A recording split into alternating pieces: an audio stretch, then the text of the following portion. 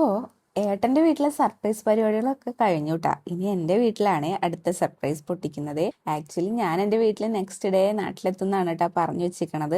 അതുകൊണ്ട് തന്നെ ഞങ്ങൾ ഇപ്പൊ എത്തുന്നുള്ളത് അവർ തീരെ എക്സ്പെക്ട് ചെയ്തിട്ടില്ല കേട്ടാ. സ്വാതിക്കാണെങ്കിൽ നൈറ്റ് ഷിഫ്റ്റ് ആയതുകൊണ്ട് അവളിപ്പോ ജോലിക്ക് പോകാൻ നോക്കുന്നേ ഉണ്ടായിരുന്നുള്ളൂ. അപ്പൊ അവളെ വീട്ടിൽ വെച്ചിട്ട് സർപ്രൈസ് ചെയ്യാൻ പറ്റി. അച്ഛനും അമ്മയാണെങ്കിൽ ഷോപ്പിലാണ് കേട്ടോ ഇപ്പൊ ഉള്ളത്. അപ്പൊ ഇനി നമുക്ക് അവരെ നേരെ പോയിട്ട് സർപ്രൈസ് ആക്കാം. അതിന്റെ ഭാഗമായിട്ടാണ് ട്ടാ ഈ കറുത്ത മാസ്കും ഹെൽമെറ്റും ഒക്കെ. ഇനിയപ്പോ നമുക്ക് അവരുടെ റിയാക്ഷൻ കാണാം. ചേച്ചി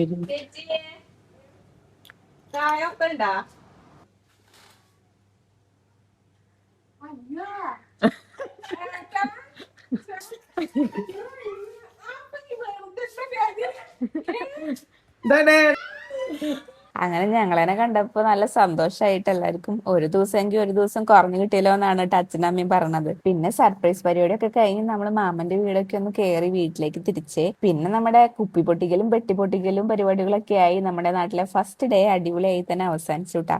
ഇനി അടുത്ത ദിവസം കാണാം. അപ്പൊ ഓക്കെ, ബൈ.